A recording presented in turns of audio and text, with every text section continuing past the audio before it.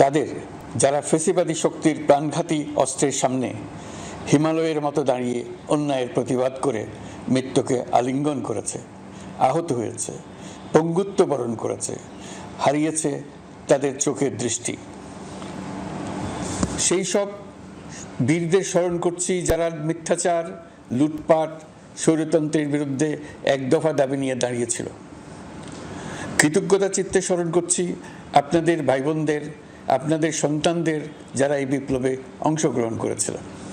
প্রিয় দেশবাসী, আমি আগেও জানিয়েছি, আবারও জানাচ্ছি, গণ অভ্যুত্থানে সকল শহীদের পরিবারকে পুনর্বাসন করা হবে। সকল আহত শিক্ষার্থী, শ্রমিক, জনতার চিকিৎসার সম্পূর্ণ ব্যয় সরকার বহন করবে। আহতদের দীর্ঘমেয়াদী এবং ব্যয়বহুল চিকিৎসা এবং শহীদদের পরিবারের দেখাশোনার জন্য স্বাস্থ্য মন্ত্রণালয়ের নেতৃত্বে একটি পূর্ণাঙ্গ তালিকা প্রস্তুত করা হয়েছে। এখন এই নতুন তথ্য পাওয়ার ভিত্তিতে এই তালিকা হালনাগাদ করা হতে থাকবে। গণ অভ্যুত্থানের শহীদদের স্মৃতি ধরে রাখতে সরকার তার যাত্রা লগ্নে জুলাই গণহত্যা স্মৃতি ফাউন্ডেশন নামে একটি ফাউন্ডেশন প্রতিষ্ঠার উদ্যোগ নেয়। এখন সেই ফাউন্ডেশন তৈরি হয়েছে। সকল শহীদ পরিবার এবং আহতদের সর্বোত্তম চিকিৎসা সহ তাদের পরিবারের সম্পূর্ণ দায়িত্ব এই ফাউন্ডেশন গ্রহণ করছে। এই ফাউন্ডেশনে দান করার জন্য দেশের সকল মানুষ এবং বিদেশে অবস্থানরত বাংলাদেশিদের আমরা আহ্বান জানাচ্ছি। গত মাসে কুমিল্লা, নোয়াখালী, সিলেট অঞ্চলে আকস্মিক বন্যা এসব এলাকার মানুষকে হতভম্ব করে দিয়েছে। এখানে বেশিরভাগ এলাকায় কোনোদিন বন্যা হয়নি। তারা বন্যা মোকাবেলা করে অভ্যস্ত নন। দেশপ্রেমিক সশস্ত্র বাহিনী তাৎক্ষণিকভাবে বন্যা আক্রান্ত সবাইকে রক্ষার জন্য এগিয়ে আসে। সেনা, নৌ এবং বিমান বাহিনী পরস্পরের সঙ্গে সমন্বয় করে একযোগে কাজে নেমে পড়ার ফলে মানুষের দুর্ভোগ কম হয়েছে। এর পরপরই এনজিও এবং সাধারণ মানুষ দেশের সকল অঞ্চল থেকে দলে দলে এগিয়ে এসছে। আমি বিশেষ করে দেশপ্রেমিক সেনাবাহিনীকে আবারও ধন্যবাদ জানাচ্ছি। দেশের সকল দুর্যোগকালে তারা সবসময় আন্তরিকভাবে এগিয়ে এসছে। বিশেষ করে বন্যা ও শান্তি শৃঙ্খলা রক্ষার কাজে তাদের সৈনিক এবং অফিসাররা দিনের পর দিন যেভাবে দায়িত্ব পালন করেছে তার কোনো তুলনা হয় না। জনজীবনে স্বস্তি ও আত্মবিশ্বাস প্রতিষ্ঠায় তাদের ভূমিকা অনন্য। বাংলাদেশ সশস্ত্র বাহিনীর সকল সদস্যকে আমি ধন্যবাদ জানাই তাদের সততা, ত্যাগ ও অসীম দেশপ্রেমের জন্য। দেশের স্বাধীনতা সংগ্রাম থেকে শুরু করে বন্যা, খরা, ঝড়, বৃষ্টি, ঘূর্ণিঝড়, সকল প্রাকৃতিক দুর্যোগে আপনারা সকলের শেষ ভরসার স্থান। দেশের প্রতিটি ক্রান্তি লগ্নে আপনারা দেশের মানুষের পাশে থেকেছেন। দেশের স্বাধীনতার পক্ষে, সার্বভৌমত্বের পক্ষে অবস্থান নিয়েছেন। দেশ গঠনে আপনারা সবার আগে এগিয়ে এসছেন। বিগত জুলাই হতে শুরু হওয়া গণ অভ্যুত্থান, বন্যা, নিরাপত্তা প্রদান, অস্ত্র উদ্ধার সহ সকল কার্যক্রমে আপনারা সফলভাবে দিনরাত কাজ করে যাচ্ছেন।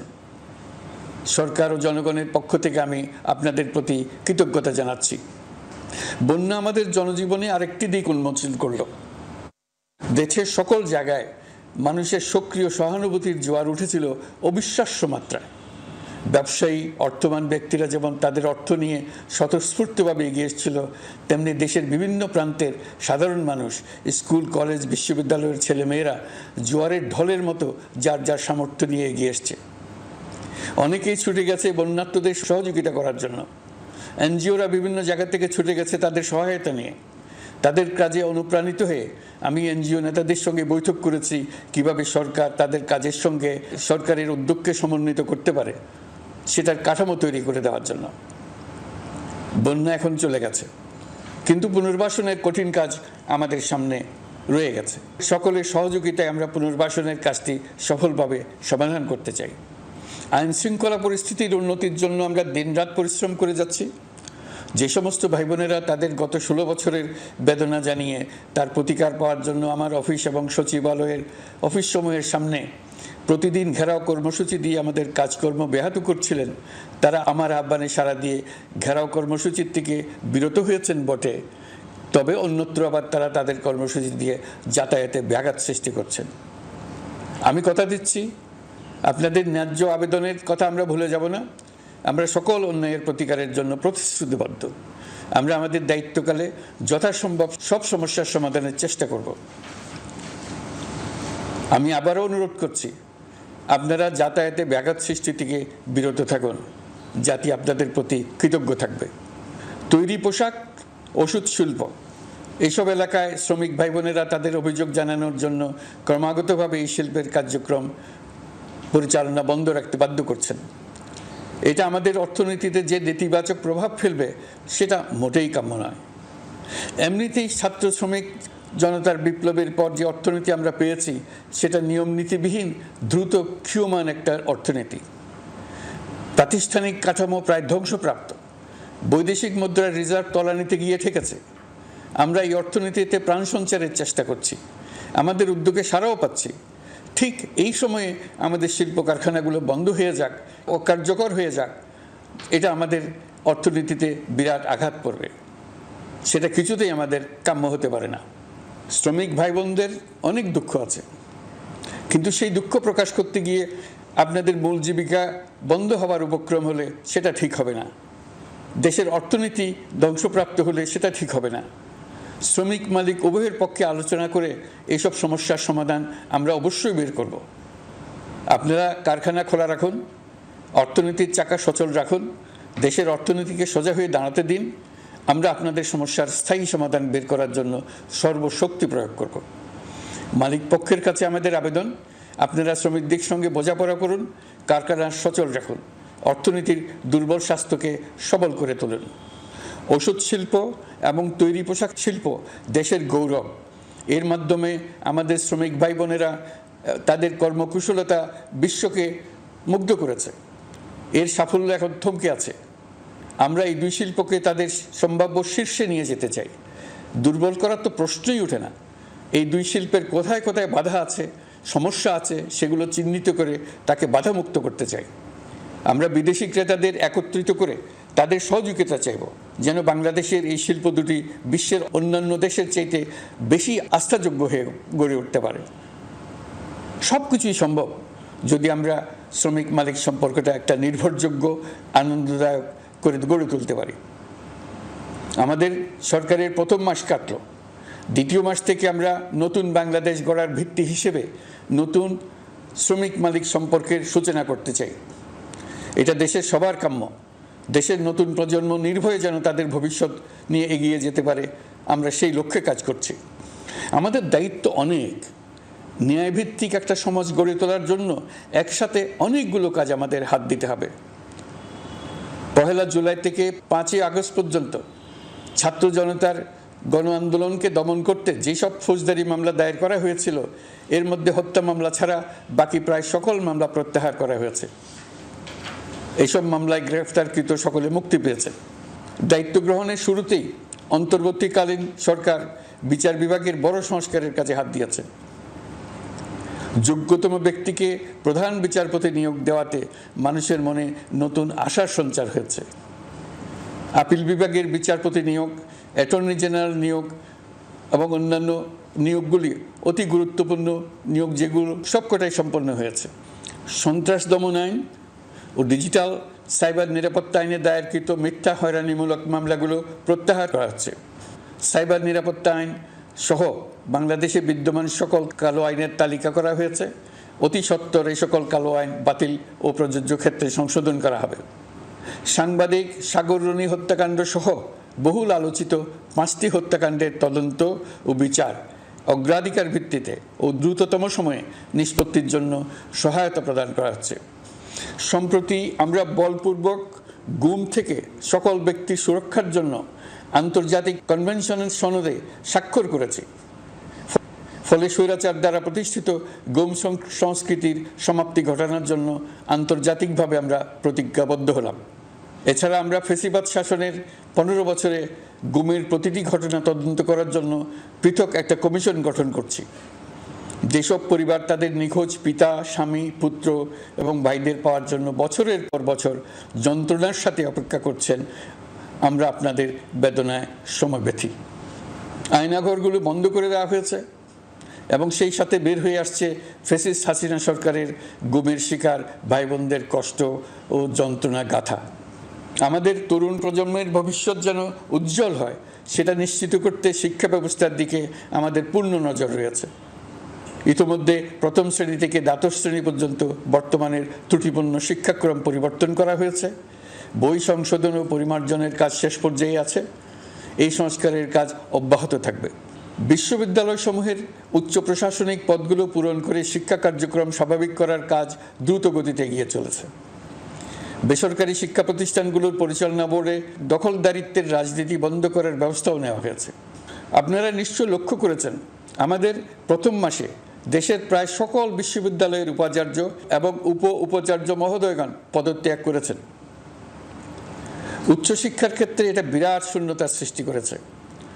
প্রথম মাসে আমরা ক্রমাগতভাবে প্রতিটি বিশ্ববিদ্যালয়ে সবার কাছে গ্রহণযোগ্য এমন উপাচার্য এবং উপাচার্য নিয়োগ দেওয়ার কাজ শুরু করেছে। এর ফলে সকল সরকারি এবং বেসরকারি বিশ্ববিদ্যালয়গুলোতে নতুন উদ্যমে কাজ শুরু করার পরিবেশ সৃষ্টি হয়েছে। সংবাদ মাধ্যম ও মত প্রকাশের পূর্ণ স্বাধীনতা ইতিমধ্যে নিশ্চিত করা হয়েছে। আমরা সবাইকে বলে দিয়েছি, আপনারা মন খুলে আমাদের সমালোচনা করুন, আমরা সবার মতামতের প্রতি শ্রদ্ধাশীল।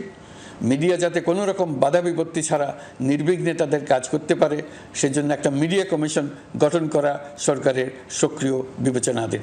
আরও যেসব কমিশন সরকার সহ অন্য সবাইকে জবাবদিহিতার আওতায় আনতে পারে, আমরা তাদের পুনর্গঠন ও সংস্কারের উদ্যোগ নিয়েছি যাতে তারা আরও শক্তিশালী হয়, জনকল্যাণে কাজ করে। দায়িত্ব গ্রহণের পর বিভিন্ন দেশের সরকার প্রধান টেলিফোনে এবং শুভেচ্ছা বার্তা পাঠিয়ে আমাকে অভিনন্দন জানিয়েছেন। বিভিন্ন দেশের রাষ্ট্রদূত এবং হাই কমিশনার বৃন্দ আমার সাথে সাক্ষাৎ করে দ্বিপাক্ষিক সহযোগিতা বৃদ্ধির আশ্বাস দিয়েছেন।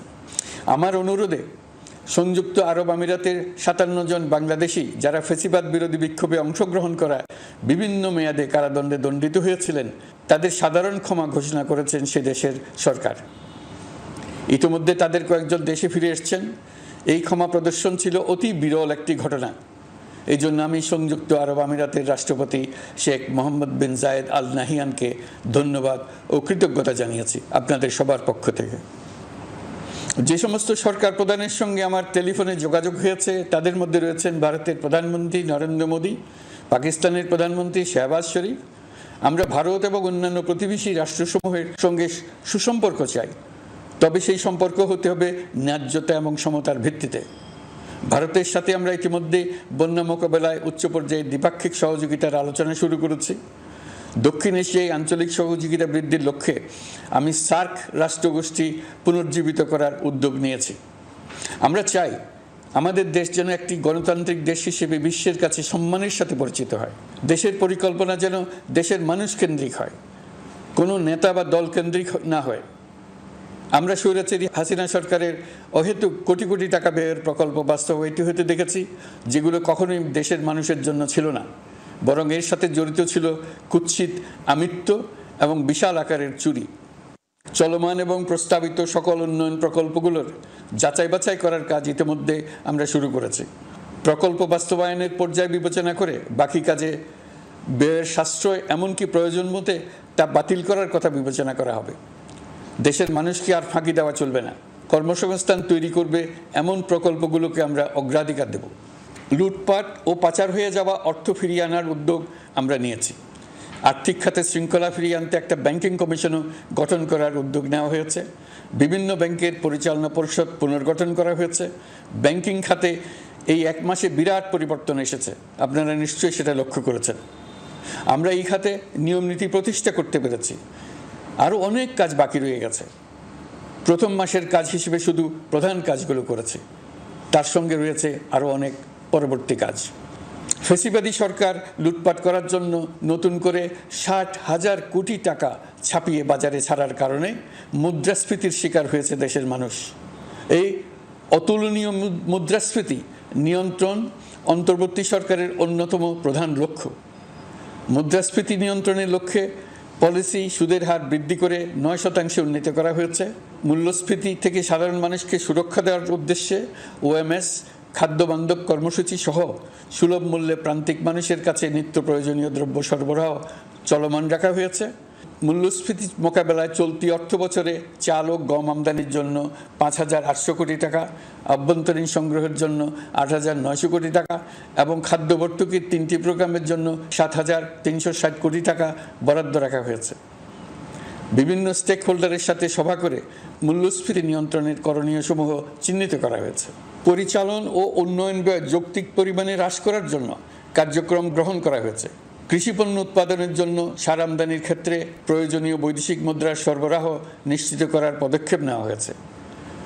প্রকৃত চাষিগণ যাতে কৃষি ঋণ পেয়ে থাকেন তা নিশ্চিত করার উদ্যোগ নেওয়ার পাশাপাশি কৃষি ঋণের পরিমাণ বৃদ্ধি করা হয়েছে। মার্কিন ডলারের বিপরীতে টাকার বিনিময় হার স্থিতিশীল রাখার লক্ষ্যে বৈদেশিক মুদ্রার বিনিময় হারকে বাজার ভিত্তিক করা হয়েছে। কালো টাকা সাদা করার অনৈতিক অনুমতি বাতিল করা হয়েছে। বৈদেশিক মুদ্রার রিজার্ভ বৃদ্ধি করতে বিভিন্ন উন্নয়ন সহযোগীদের কাছ থেকে বাজেট সাপোর্ট চাওয়া হয়েছে। আন্তর্জাতিক মুদ্রা তহবিল থেকে অতিরিক্ত 3 বিলিয়ন মার্কিন ডলার, বিশ্বব্যাংক থেকে অতিরিক্ত 1 বিলিয়ন ডলার, জাইকা থেকে অতিরিক্ত 1 বিলিয়ন মার্কিন ডলার প্রদানের অনুরোধ করা হয়েছে। রূপপুর পারমাণবিক বিদ্যুৎ কেন্দ্র নির্মাণ প্রকল্পের অগ্রিম অর্থ পরিশোধ এবং বকেয়া পাওনা নিয়ে রাশিয়ান ফেডারেশনের সাথে অর্থ মন্ত্রণালয়ের আলোচনা চলছে। পাইপলাইনে থাকা 48 বিলিয়ন মার্কিন ডলার বৈদেশিক সহায়তা ব্যবহারের উদ্যোগ নেওয়া হয়েছে। মেগা প্রকল্পের নামে লুটপাট বন্ধের পাশাপাশি স্বাস্থ্য ও শিক্ষা খাতে বরাদ্দ বৃদ্ধির পরিকল্পনা গ্রহণ করা হয়েছে। বৈদেশিক মুদ্রার রিজার্ভের উপর চাপ কমানোর লক্ষ্যে রাশিয়া এবং চীন থেকে প্রাপ্ত ঋণের সুদের হার কমানো এবং ঋণের মেয়াদ বৃদ্ধির জন্য অনুরোধ জানানো হয়েছে। সকল উন্নয়ন সহযোগীদের সাথে সম্পর্ক আরও নিবিড় করার উদ্যোগ নেওয়া হয়েছে। সকল অর্থনৈতিক সূচক এবং পরিসংখ্যানের প্রকৃত মান বা সংখ্যা প্রকাশের জন্য নির্দেশনা প্রদান করা হয়েছে। জিডিপি, মূল্যস্ফীতি ইত্যাদি সঠিক উপাত্ত সংগ্রহ, প্রাক্কলন ও প্রকাশের জন্য নির্দেশনা দেওয়া হয়েছে। জাতীয় রাজস্ব বোর্ড এবং অর্থ বিভাগের রাজস্ব আয় সম্পর্কিত উপাত্তের মধ্যে পার্থক্য নিরসনে উদ্যোগ নেওয়া হয়েছে। প্রকৃত রপ্তানি আয় নিরূপণ এবং প্রকাশের নির্দেশনা দেওয়া হয়েছে। জাতীয় রাজস্ব বোর্ডের অটোমাইজেশনের লক্ষ্যে পরিকল্পনা গ্রহণ করা হয়েছে। পুঁজিবাজারকে স্বাভাবিক ধারায় ফিরিয়ে আনতে সিকিউরিটি এক্সচেঞ্জ কমিশন পুনর্গঠন করা হয়েছে। নিত্য প্রয়োজনীয় পণ্য সামগ্রীর সরবরাহ স্বাভাবিক রাখার নিমিত্তে ব্যবসায়ী, শিল্প মালিক ও ব্যবসায়ী সংগঠনের সাথে সভা করা হচ্ছে এবং তাদের মতামতের ভিত্তিতে বিভিন্ন ব্যবস্থা গ্রহণ করা হচ্ছে। বিদ্যমান মজুদ ও ঘাটতি মূল্যায়ন করে ভবিষ্যৎ চাহিদা পর্যালোচনা করে স্থানীয় উৎপাদন বৃদ্ধির পাশাপাশি আমদানি পর্যায়ে বিভিন্ন জটিলতা দূরীকরণ, বন্দর ও বড় মোকামসহ পরিবহন ব্যবস্থার বিভিন্ন সমস্যা সমাধানে সংশ্লিষ্ট সকল মন্ত্রণালয়, দপ্তর, বিভাগকে প্রয়োজনীয় নির্দেশ দেওয়া হয়েছে। এই জন্য তেল, চিনি, ডিম ও মাংস উৎপাদনকারী বৃহৎ প্রতিষ্ঠানসমূহের সাথে সভা ও মতবিনিময় করা হচ্ছে। নিত্য প্রয়োজনীয় কিছু দ্রব্যাদি যেমন পেঁয়াজ, আলু এসবের দাম আরও কমানোর জন্য বিদ্যমান শুল্ক হার হ্রাসের বিষয়ে এনবিআরকে প্রয়োজনীয় নির্দেশনা দেওয়া হয়েছে। ইতোমধ্যে এনবিআর পেঁয়াজ, আলু ও কতিপয় কীটনাশকের ক্ষেত্রে আমদানি শুল্ক হ্রাস এবং ক্ষেত্র বিশেষে রেগুলেটরি শুল্ক প্রত্যাহার করে এসআরও জারি করেছে। নিম্ন আয়ের 1 কোটি পরিবারকে টিসিবির মাধ্যমে হ্রাসকৃত মূল্যে কিছু পণ্য যেমন পরিবার প্রতি চাল মাসে 5 কেজি, সয়াবিন তেল মাসে 2 কেজি, মসুর ডাল মাসে 2 কেজি দেওয়া হচ্ছে। এটি সামনের দিনগুলোতে অব্যাহত রাখা হবে। সরকার দায়িত্ব গ্রহণের পর জনপ্রত্যাশা অনুযায়ী বিদ্যুৎ, জ্বালানি ও খনিজ সম্পদ মন্ত্রণালয় হতে বিদ্যুৎ ও জ্বালানির দ্রুত সরবরাহ বৃদ্ধি আইনের অধীনে চলমান সকল প্রকার নেগোসিয়েশন, প্রকল্প বাছাই এবং ক্রয় প্রক্রিয়াকরণ কার্যক্রম আপাতত স্থগিত করা হয়েছে। গত 1.5 দশকে এই আইন ব্যবহার করে লক্ষ কোটি টাকা লুটপাট হয়েছে। বিদ্যুৎ, জ্বালানি ও খনিজ সম্পদ মন্ত্রণালয়ের আওতাধীন কোম্পানিসমূহে অধিকতর স্বচ্ছতা ও জবাবদিহিতা আনার লক্ষ্যে কোম্পানিসমূহের পরিচালনা পর্ষদ পুনর্গঠন করা হয়েছে। প্রকৌশল, ভূতত্ত্ব এবং খনিজ হিসাব বিষয়ে অধ্যয়ন করেছে এমন ছাত্র প্রতিনিধি অন্তর্ভুক্ত করার জন্য উদ্যোগ গ্রহণ করা হয়েছে। এই খাতে অধিকতর সক্ষমতা, গতিশীলতা এবং জবাবদিহিতা নিশ্চিত করার লক্ষ্যে বিশেষজ্ঞগণের সমন্বয়ে একটি কমিটি গঠন করা হয়েছে। জ্বালানি তেলের মূল্য জনপ্রত্যাশা অনুযায়ী সহনশীল রাখতে অকটেন ও পেট্রোলের দাম 6 টাকা, ডিজেল ও কেরোসিনের দাম 1 টাকা 25 পয়সা কমানো হয়েছে। 37 দিন বন্ধ থাকার পর গত 25 আগস্ট হতে মিরপুর 10 ও কাজীপাড়া স্টেশন ছাড়া বাকি সব স্টেশনে মেট্রো রেল পুনরায় চালু করা হয়েছে। ভুয়া মুক্তিযোদ্ধাদের চিহ্নিত করার লক্ষ্যে, বিশেষ করে মুক্তিযুদ্ধের সময় যাদের বয়স 12.5 বছরের কম ছিল, তাদের মুক্তিযুদ্ধ তালিকা হতে বাতিলের জন্য সুপ্রিম কোর্টে লিভ টু আপিলের পদক্ষেপ গ্রহণ করা হয়েছে। মুক্তিযোদ্ধা কল্যাণ ট্রাস্টের আওতাধীন বেদখলকৃত স্থাবর সম্পত্তি উদ্ধারে প্রয়োজনীয় ব্যবস্থা গ্রহণ করা হয়েছে। গৃহায়ন ও গণপূর্ত মন্ত্রণালয় কর্তৃক গৃহীত বরিশাল, রংপুর, ময়মনসিংহ উন্নয়ন কর্তৃপক্ষ আইন এর খসড়া তৈরির কার্যক্রম নেওয়া হয়েছে। পূর্বাচল নতুন শহর প্রকল্প, ঢাকার আশেপাশে স্যাটেলাইট সিটি নির্মাণের রোডম্যাপ চূড়ান্তকরণের উদ্যোগ নেওয়া হয়েছে। বিধি বহির্ভূত প্রদত্ত প্লট ও ফ্ল্যাটের বরাদ্দ বাতিলের উদ্যোগ নেওয়া হয়েছে। প্রিয় দেশবাসী, আমাদের সন্তানদের জন্য একটি গণতান্ত্রিক বাংলাদেশের রূপরেখা তৈরি করতে আমরা দৃঢ় প্রতিজ্ঞ। আর যেন আমাদের কোনো স্বৈরাচারের হাতে পড়তে না হয়। আমরা যাতে বলতে পারি আমরা একটি গণতান্ত্রিক দেশে বসবাস করি, আমরা যাতে সকলেই দাবি করতে পারি যে এই দেশটি আমাদের, আমরা সেই লক্ষ্যেই কাজ করছি। কেউ আইন নিজের হাতে তুলে নেবেন না। আইন নিজের হাতে তুলে নিয়ে কেউ সমাজে বিশৃঙ্খল পরিবেশ সৃষ্টি করলে আমরা তাকে অবশ্যই শাস্তির আওতায় নিয়ে আসব। আমরা একটি সাম্প্রদায়িক সম্প্রীতির দেশ। ধর্মীয় সম্প্রীতি বিনষ্ট হয় এমন কোনো কাজ কেউ কোনোভাবেই করবেন না। অতীতে শুধুমাত্র আওয়ামী মতাদর্শী না হওয়ার কারণে 28তম থেকে 42তম BCS পর্যন্ত BPSC কর্তৃক সুপারিশকৃত অনেক প্রার্থী নিয়োগ বঞ্চিত হয়েছেন। 8ই আগস্ট পরবর্তী সময়ে এর মধ্যে এদের 259 জনকে নিয়োগ দেওয়া হয়েছে। মাঠ প্রশাসনকে জনবান্ধব এবং দুর্নীতিমুক্ত, জবাবদিহিমূলকভাবে গড়ে তোলার জন্য সব ধরনের উদ্যোগ নেওয়া হয়েছে। সরকারি কর্মচারীদের বাধ্যতামূলকভাবে সম্পদ বিবরণী দাখিলের নির্দেশ দেওয়া হয়েছে এবং এটা প্রতি বছর তাদেরকে করতে হবে। ধ্বংস হয়ে পড়া একটা জনপ্রশাসনকে নিয়ে যাত্রা শুরু করেছি। মন্ত্রণালয়গুলোর উচ্চতম পদে যারা নিয়োজিত ছিলেন তারা অনেকে দায়িত্ব ছেড়ে চলে গেছেন, কিংবা পদে থাকলেও সহকর্মীদের চাপের মুখে কাজ করতে পারছিলেন না, বাধ্য হয়ে পদত্যাগ করেছেন। আর যারা 16 বছরের স্বৈরাচারী শাসনের আমলে পদত্যাগে বাধ্য হয়েছিলেন কিংবা দায়িত্ববিহীন অবস্থায় একই পদে থেকে বাধ্য হয়েছেন, তাদের সবার কথা বিবেচনা নিয়ে জনপ্রশাসনকে নতুন করে দাঁড় করানোই ছিল আমাদের প্রথম মাসে কঠিনতম সময়। আবার সকল সমস্যার সমাধান করে একটি নতুন জনপ্রশাসন কাঠামো দাঁড় করাতে পেরেছি, এটাই আমাদের প্রথম মাসের সবচাইতে বড় অর্জন। আমার বিশ্বাস এই জনপ্রশাসন জনগণের ইচ্ছা পূরণে সর্বোচ্চ অবদান রাখতে পারবে। অতি স্বল্প জনবল নিয়ে দাপ্তরিক কার্যক্রম শুরু করা হলেও প্রথম দিকে বিভিন্ন মন্ত্রণালয় ও বিভাগ থেকে পাঠানো বিবিধ প্রস্তাব দ্রুত গতিতে এবং আইনগত সমস্ত বাধ্যবাধকতা মেনে সিদ্ধান্ত নেওয়া হয়েছে। গত 1 মাসে বিভিন্ন মন্ত্রণালয় ও বিভাগ 198টি অতি গুরুত্বপূর্ণ বিষয়ে সিদ্ধান্ত নিয়েছে। জনপ্রশাসনের 135 জন অতিরিক্ত সচিব, 227 জন যুগ্ম সচিব এবং 120 জন উপসচিবকে পদোন্নতি প্রদান করা হয়েছে। 59টি জেলার জেলা প্রশাসককে প্রত্যাহার করা হয়েছে এবং নতুন 59 জন জেলা প্রশাসককে নিয়োগ দেওয়া হয়েছে। 67 জন কর্মকর্তার চুক্তিভিত্তিক নিয়োগ বাতিল করা হয়েছে। 10 জন যুগ্ম সচিব, 8 জন অতিরিক্ত সচিব, 6 জন সচিবকে ওএসডি করা হয়েছে। বাংলাদেশ পুলিশের 80 জন ডিআইজি, 30 জন পুলিশ সুপার সহ 110 জনকে পদোন্নতি প্রদান করা হয়েছে। 1 জন ডিআইজি, 1 জন এডিশনাল ডিআইজি, 4 জন পুলিশ সুপারকে চাকরিতে পুনর্বহাল করা হয়েছে। আইজিপি সহ 10 জন অতিরিক্ত আইজি, 88 জন ডিআইজি, 21 জন এডিশনাল ডিআইজি, 177 জন পুলিশ সুপার সহ মোট 297 জন কর্মকর্তাকে বদলি করা হয়েছে। ছাত্র শ্রমিক জনতার বিপ্লবের মূল লক্ষ্য ছিল গণভবন। এটা ছিল স্বৈরাচারের কেন্দ্রবিন্দু। এই সরকার বিপ্লবের প্রতি সম্মান দেখিয়ে গণভবনকে বিপ্লবের জাদুঘর হিসেবে ঘোষণা দিয়েছে। ছাত্র জনতার ক্ষোভকে স্থায়ীভাবে তুলে ধরার জন্য গণভবনের আর কোনো সংস্কার করা হবে না। ছাত্র জনতার ক্ষোভের মুখে তা যে অবস্থায় দাঁড়িয়েছিল সেই অবস্থায় তাকে রাখা হবে। যেসব মূল্যবান সামগ্রী জনতা নিয়ে গিয়েছিল সেগুলো অনেক ফেরত দিয়ে গেছেন। যারা নিয়ে গিয়েছেন তারা নিজেরাই ফেরত দিয়ে গেছেন।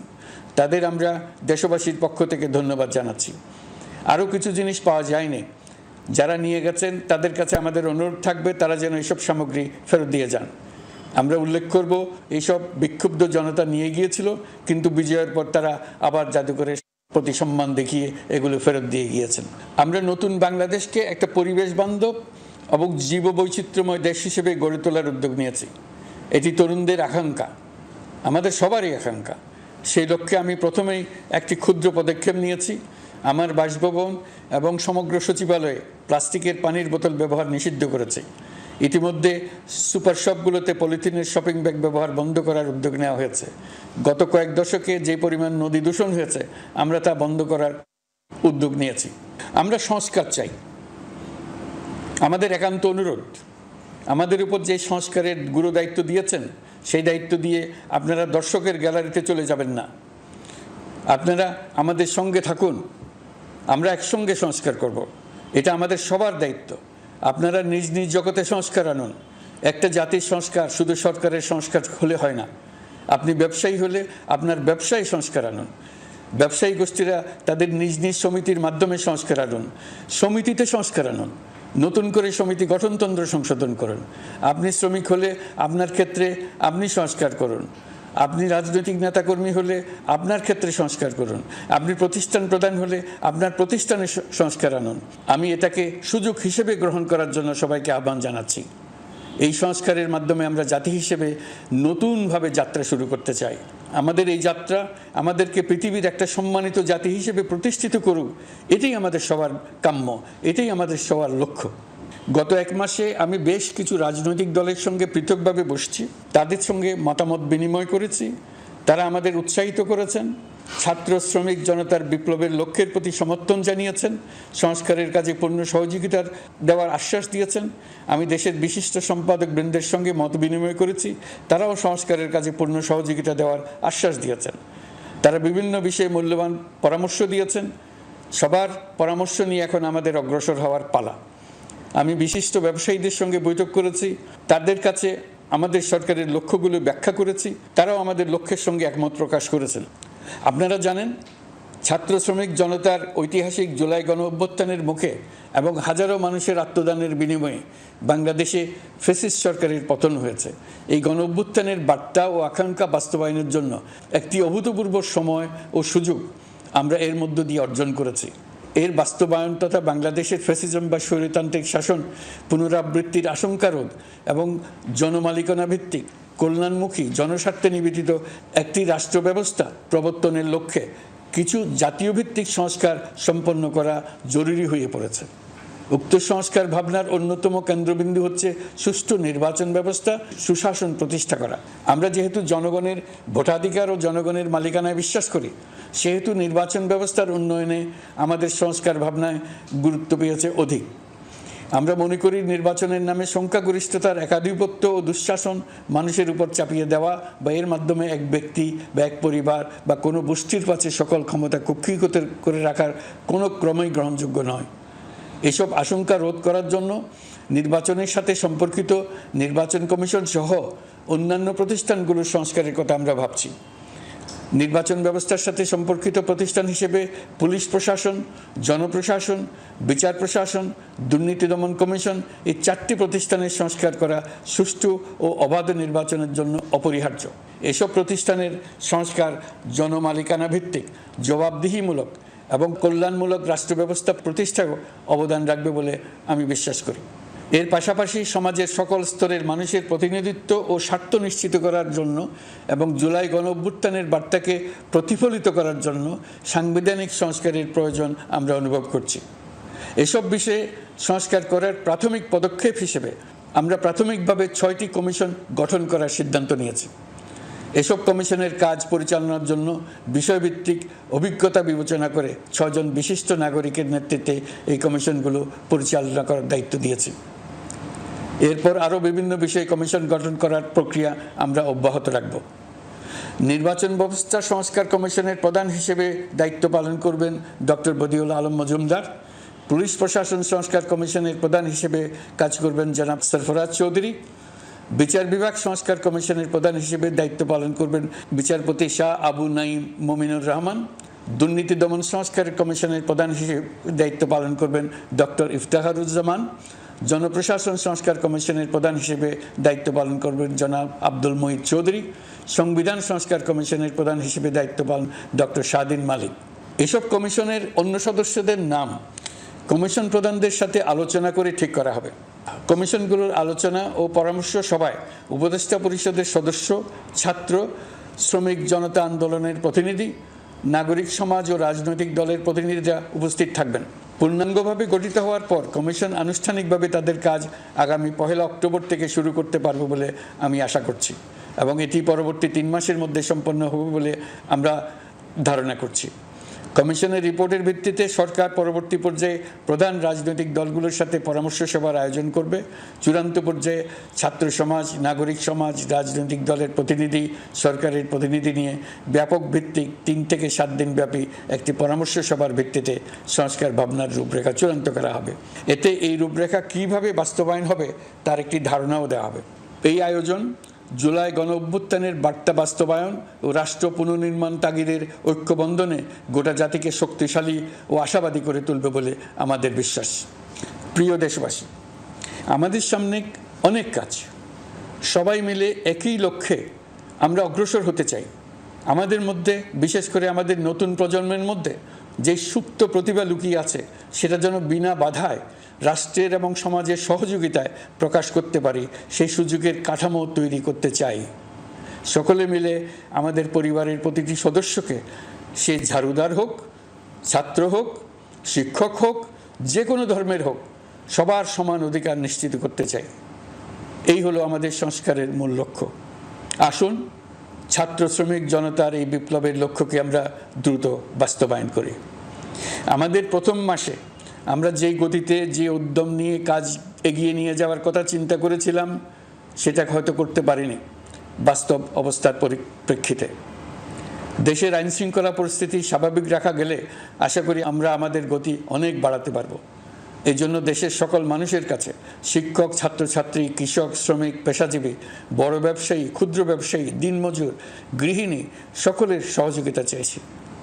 আমাদের কাজ বড় কঠিন, কিন্তু জাতি হিসেবে এবার ব্যর্থ হওয়ার কোনো অবকাশ আমাদের নেই। আমাদেরকে সফল হতেই হবে। এই সাফল্য আপনাদের কারণেই আসবে, আপনার সহযোগিতার কারণেই আসবে। আমাদের কাজ হবে আপনার আমার স্বপ্নকে বাস্তবে রূপায়িত করা। এখন আমরা আমাদের 2য় মাস শুরু করছি। আমাদের 2য় মাসে যেন আপনাদের মনে দৃঢ় আস্থা সৃষ্টি করতে পারি, সেই চেষ্টা করে যাব। ধৈর্য ধরুন, এই কথাটি আমি মোটেই আপনাদের বলবো না। আমরা সবাই অধৈর্য হয়ে পড়েছি। এত সব কাজ কখন যে শেষ হবে এটা চিন্তা করে আমরা অধৈর্য হব, কেন হব না? কিন্তু সঠিকভাবে কাজ করব, কাজে কোনো অধৈর্যের চিহ্ন রাখব না। প্রিয় দেশবাসী, দেশের শিশু, কিশোর কিশোরী, তরুণ তরুণী, ছাত্রছাত্রী, বয়স্ক, বৃদ্ধ, পুরুষ, মহিলা, সবাইকে আবারও আমার সালাম জানাচ্ছি। আসসালামু আলাইকুম। আপনাদের সবাইকে ধন্যবাদ জানাচ্ছি। মহান আল্লাহ আমাদের সকলের সহায়।